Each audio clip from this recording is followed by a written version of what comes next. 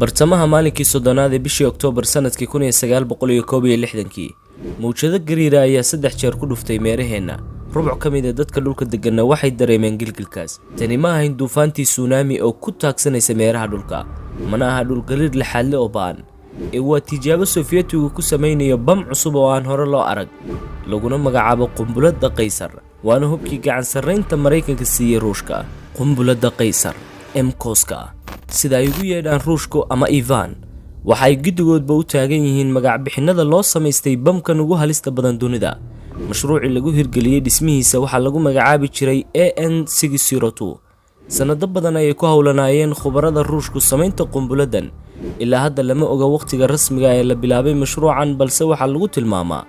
in sanadkii 1959 uu soo joogay dhamaystirka iyo nashqadeynta hubkan ugu awoodiyay halista badan taariikhda aadanaha waxa loo diyaariyay in la tijaabiyo iyadoo ay xilligaasi gaadhay awoodiisu 100 megaton waana qiyaas 6 jibaar ka weyn bamkii Mareykanku la beegsaday magaalada Hiroshima ee Japan bamkani waxa uu awood u leeyahay inuu oogada sare ee dhulka ka tirtiro magaalada New York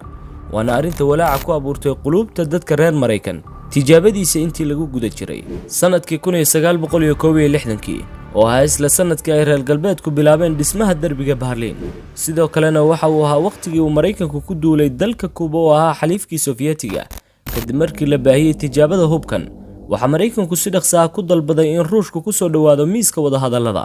waagaas waxa soo ifbaxday odhaah la isla dhex qaaday oo odhanaysay Mareykanku waxa uu wax ku fahmaa luqadda xoogga halka madaxweynihii Sofiyeetiga xilligaasna uu daabacay qoraal uu ku yiri ha ogaadeen kuwa ku hamiyay inay nagu bilaabaan gardarro cusub inaan haysano 100 milyan oo tan oo bambada trinitrotoluene ah dhawaanna aan tijaabin doono balse dhab ahaantii bamkii la tijaabiyay waa kala barka awoodda bamkii asalka ahaa waxaana Sofiyeetigu doonayay yareynta waxyeelada hubkan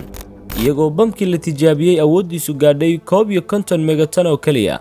una dhigmaa 3 jibaartii Hiroshima lagu dhuftay si uu fuliyo Sofiyeetigu tijaabintan waxa ciidanku doorteen jasiiradaha Arkhabil Novaya Zemlya oo ku yaala aagga cidhifka waqooyi bari Ruushka kaasoo dhaca badweynta Arctic natiijada ka dhalatay tijaabadan ayaa ahayd 3 mawjadood oo ku dhuftay meeraha isla markaana horseeday gariir ay dareemeen rubuc ka mid ah dadka dunida oo dhan halka ay burbureen guryihii ka agdhawaa aagga tijaabadu ka socotay natiijaduna way ka sareysay wixii ay Sofiyeetigu filayeen haddii aan ka hadalno tilmaamaha bambadan waxa culayskeedu gaadhaya 27 tan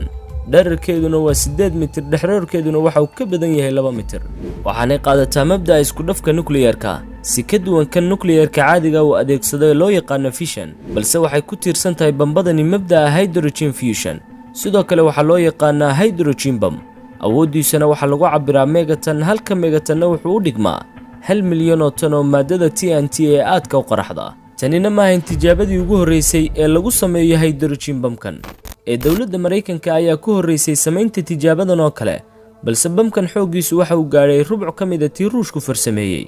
mana noqon doonto tijaabadii ugu dambeysay inkastoo heshiiskii dhex maray reer galbeedka iyo Sofiyeetiga uu ahaa joojinta tijaabada hubkan hydrogeniga ah si kastaba ha ahaatee sanadku markuu ahaa 2016 dawladda Kuuriyada Waqooyi ayaa sheegtay inay tijaabo ku sameysay bamba hydrogena taasna waxa xaqiijiyay dawladaha Kuuriyada Koonfureed iyo Shiinaha oo dhul gariir ka soo gaaray tijaabadii waqooyigu sameeyay waxaana arintani ku riixday Mareykanka iyo reer galbeedka inay si laba jibaaraan cunaqabatayntii ay ku soo rogeen Kuuriyada Waqooyi